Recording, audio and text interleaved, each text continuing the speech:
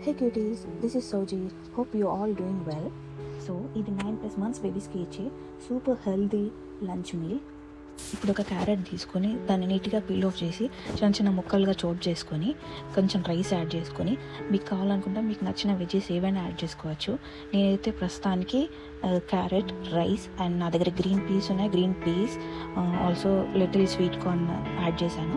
So మీకు కావాలనుకుంటే beetroot కానీ ఆర్ఎల్స్ కావాల్సిన నచ్చిన వెజ్జెస్ ఏవైనా యాడ్ చేసుకోవచ్చు.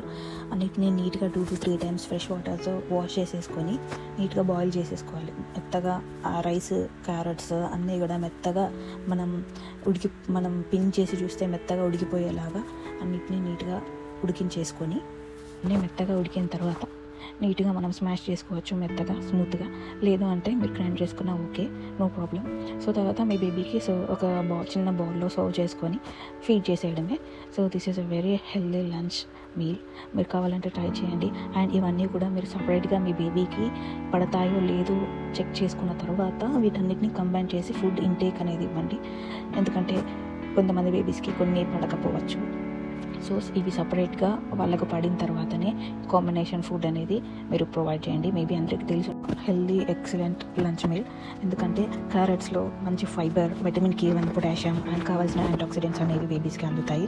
నేను గ్రీన్ పీస్ కూడా యాడ్ చేశాను కాబట్టి గ్రీన్ పీస్ అనేది rich source of fibre. That also helps in healthy డైజెషన్లో కూడా చాలా హెల్ప్ అవుతుంది గ్రీన్ పీస్ ఇవ్వడం వల్ల. సో ఎక్కువ ఏమి ఇవ్వద్దు, ఓన్లీ లిటిల్ క్వాంటిటీ అలవాటు అయ్యేంత వరకు. అండ్ కొంచెం స్వీట్ కార్న్ కూడా యాడ్ చేశాను. Sweet corn also high fibre content అండి. సో అది మంచి న్యూట్రియంట్స్, ఏవైతే పిల్లలకు ల్యాక్ ఆఫ్ న్యూట్రియంట్స్ ఉంటాయో వాటికి హెల్ప్ అవుతుంది. And it also helps in vitamins, potassium. It also provides a folic acid. Thank you for watching my video. I hope you like this.